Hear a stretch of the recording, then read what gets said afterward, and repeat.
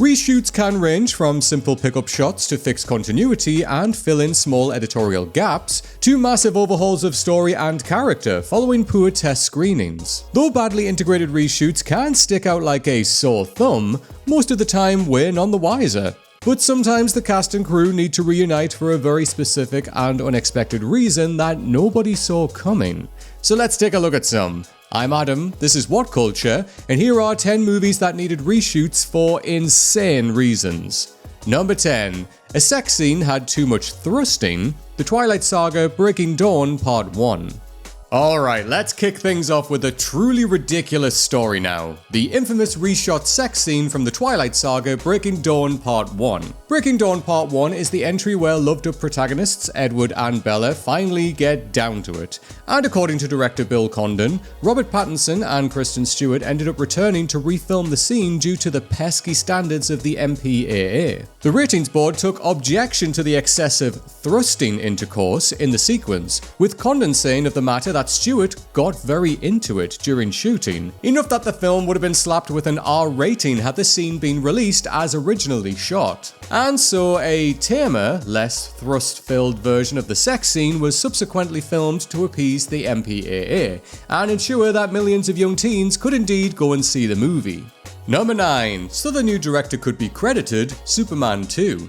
It's no secret that production on Superman 2 was an abject nightmare, in large part because it was initially shot at the same time as the first film. Both movies were shot simultaneously by Richard Donner, though due to ongoing disagreements between Donner and producers Alexander and Ilya Salkind, the decision was ultimately made to halt filming on Superman 2 and focus on finishing the first. After Superman's release, however, Donner was fired as the director of Superman 2, despite having 75% of the movie already in the can, at which point the Salkinds brought Richard Lester on board to complete the film. However, in order for Lester to be formally credited as the director of the movie, he had to have shot at least 40% of it, and so ended up reshooting the vast majority, in turn substantially transforming the style and tone from Donner's original version. Superman 2 was decently received, though largely accepted to be a step down from its predecessor.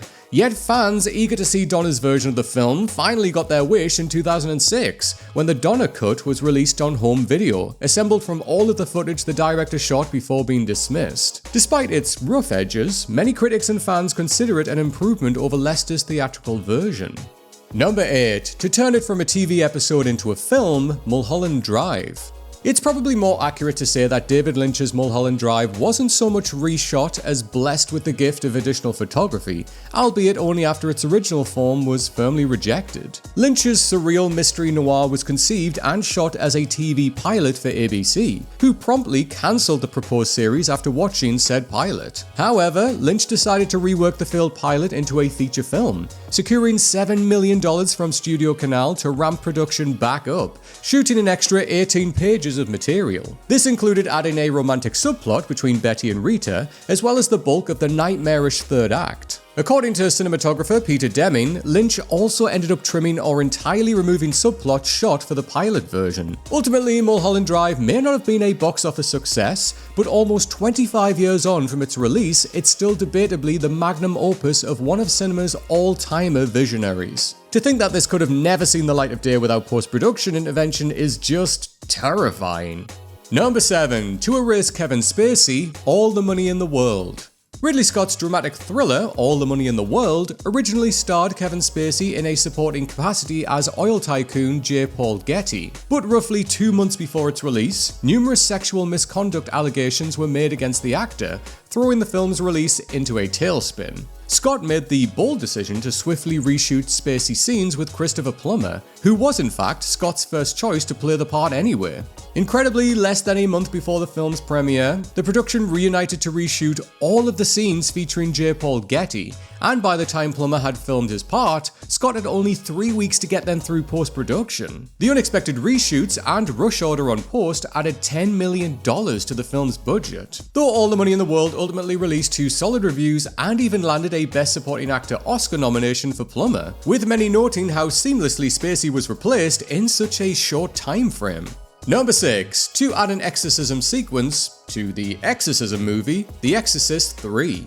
The third Exorcist film was shot largely without issue, until 4 months later when production company Morgan Creek informed director William Peter Blatty that a new ending was required, following a disastrous test screening. It was ultimately felt that The Exorcist 3 wasn't related enough to the original horror classic, with Blatty receiving the most predictable studio note in the history of Hollywood. This movie with the word exorcist in the title needs a damn exorcism. In Blatty's defense though, the film was originally intended to be a standalone adaptation of his novel Legion, before the decision was made during production to tweak it into an official Exorcist entry. And so, Fox spent $4 million to have Blatty write and shoot a new climax featuring an effects-filled exorcism sequence, which the filmmaker wasn't at all happy about. However, Blatty reasoned that he'd rather have some measure of control over the new material than leave the producers to finish the film with somebody else, and so stayed the course to the end.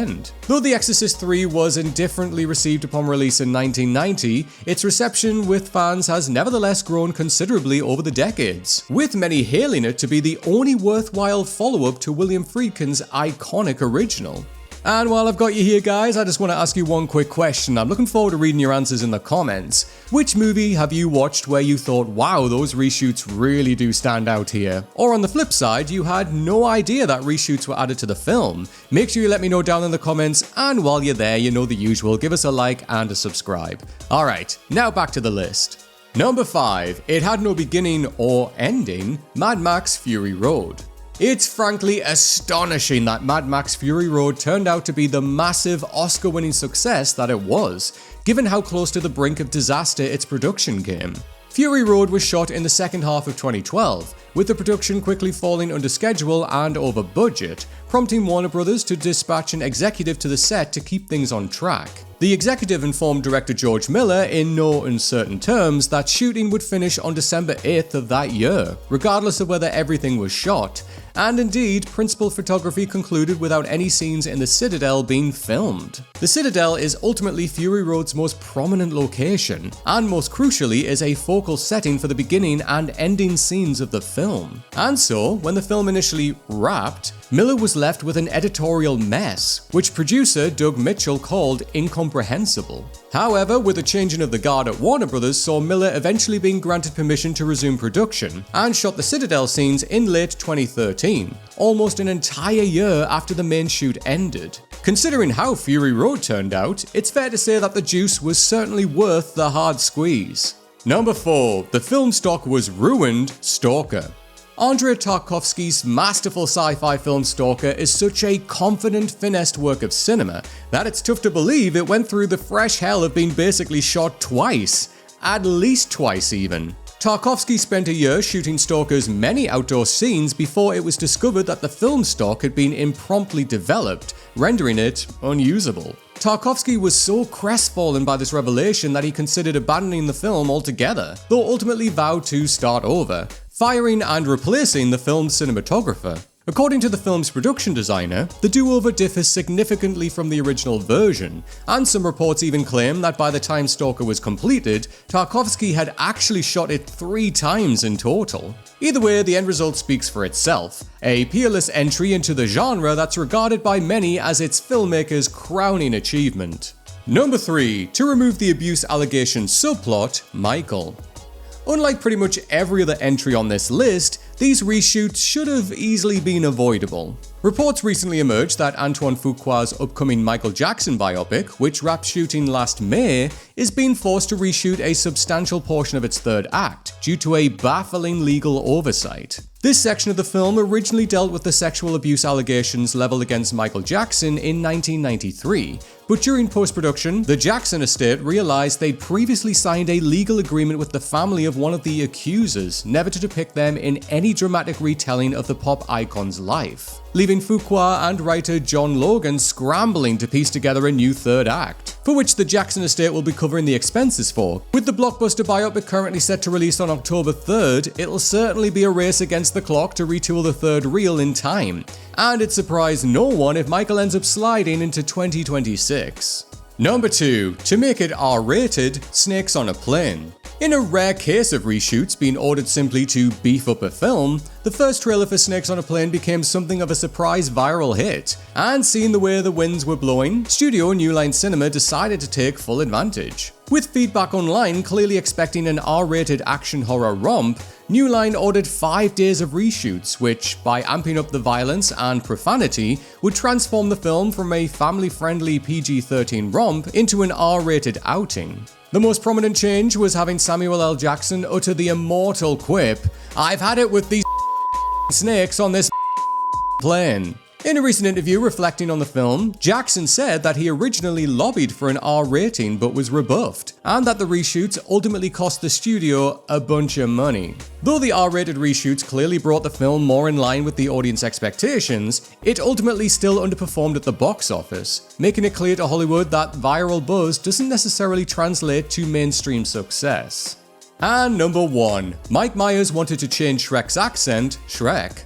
Though animated films, by their very nature, aren't ever reshot as such, Shrek's voice recording process did nevertheless go through numerous passes before settling on the end result. First off, the titular ogre was originally voiced by the great Chris Farley, who sadly died before he could finish the part. This led to Mike Myers being brought in to replace Farley, though Myers insisted upon a full script rewrite to ensure that the DNA of the Farley version of the character was gone. But after Myers recorded Shrek's lines with a Canadian accent, he asked producer Jeffrey Katzenberg if he could re-record them with a Scottish accent instead, and after hearing Myers try it out, he agreed. Because this also required the production to rework substantial amounts of Shrek's animation, it ended up adding $4 million onto the budget. Though given the film's success and the enduring popularity of the wider IP, it was certainly a smart expense.